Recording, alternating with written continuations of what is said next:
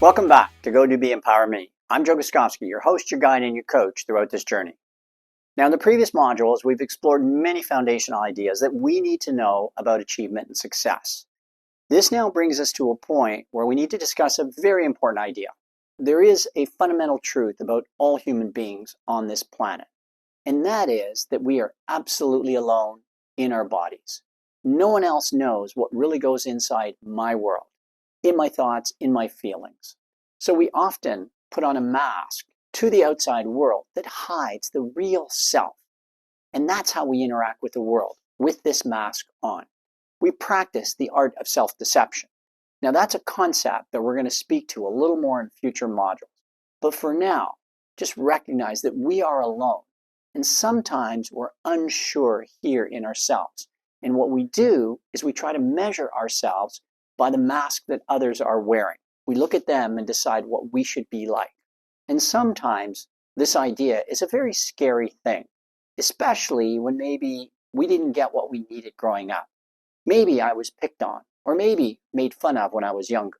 Or maybe somebody hurt me physically, emotionally, psychologically, or financially at some point in my earlier life.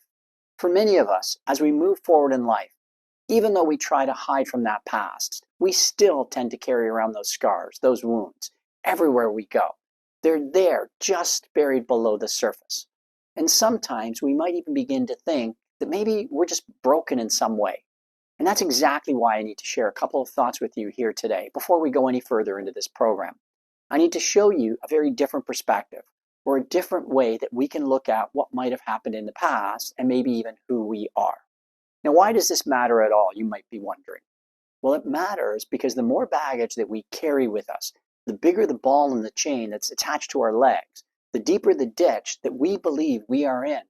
It just means that we're going to be moving a lot slower, that life is going to be harder and more painful for us to move, to grow, or to change it, or even to try to reach the kind of life that we really want to reach.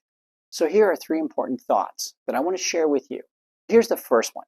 This is about our past, about yesterday and yesteryear. Sometimes bad things do happen to good people, to decent people, to innocent people. Yes, it's true.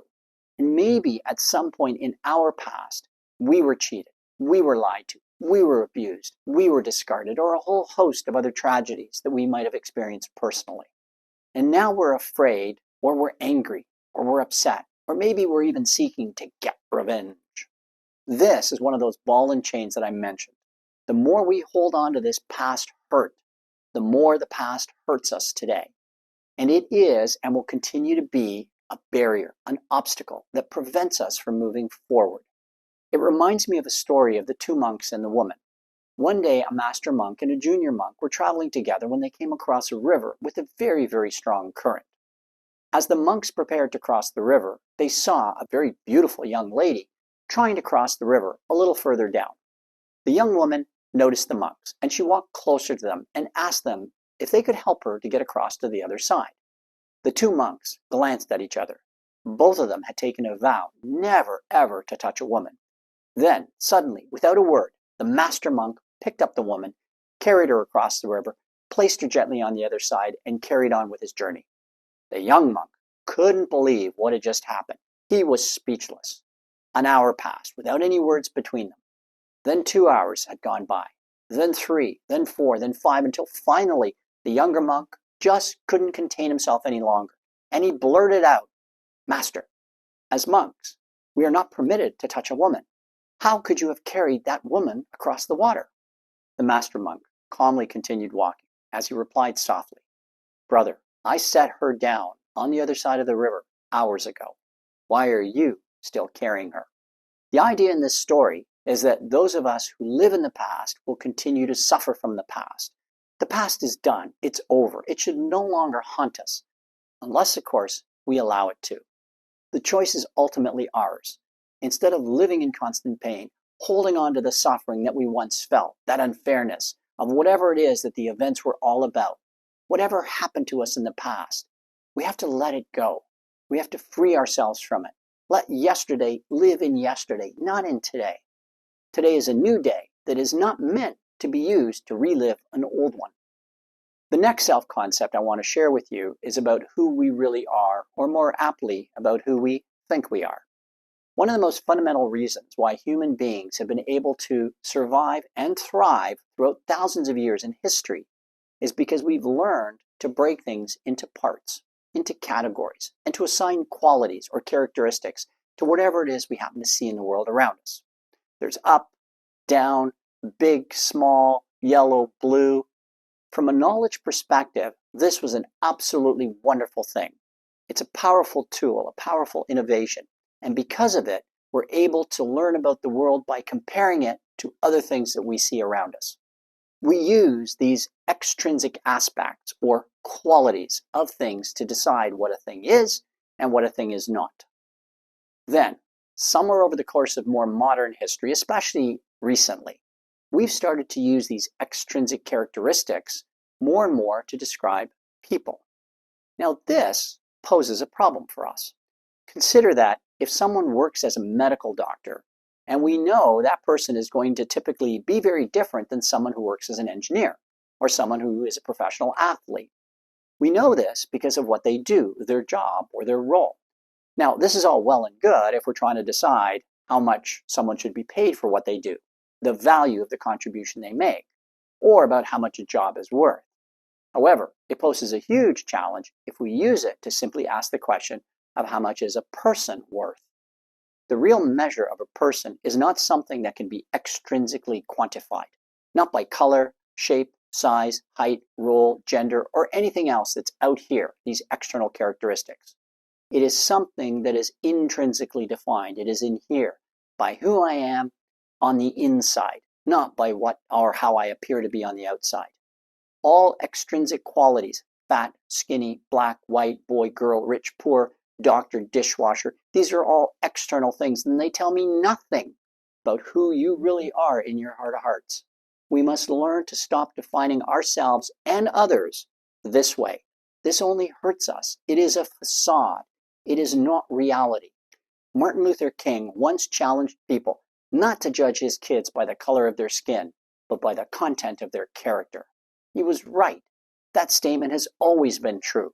We're going to explore this idea as well further in a future module. For now, just reflect on the idea that you are not any of the qualities, characteristics that we use or some people use to differentiate people.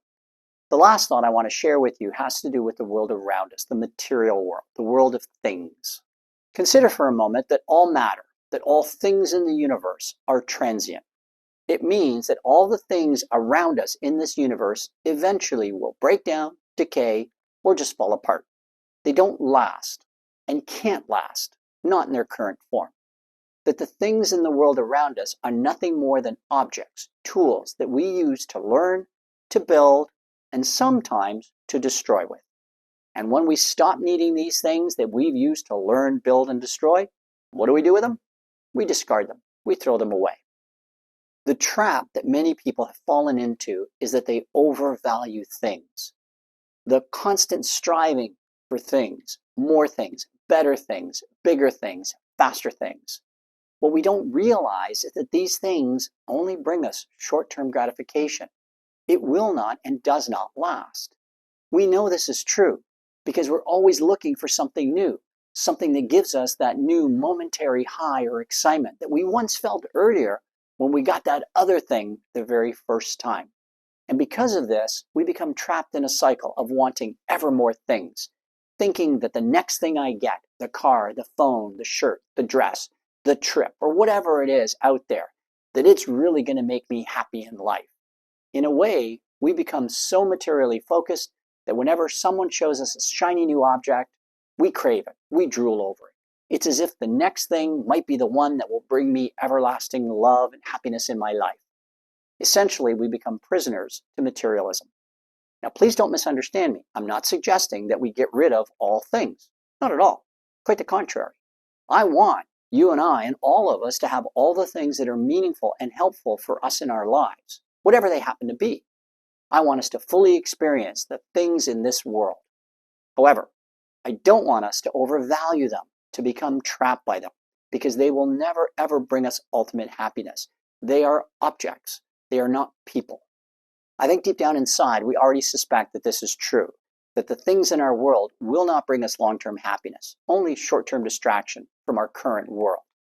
As I said at the beginning of this module, the ideas presented today are for us to reflect on, to think about, and they're important that way. They are notions that if we understand the deeper nuances, that they will help free us from the binds that constrain us. But if we don't, it just makes it a lot harder for us to move forward. Sometimes, to get us out of the box that we often find ourselves in, we first need to realize that the box doesn't really exist.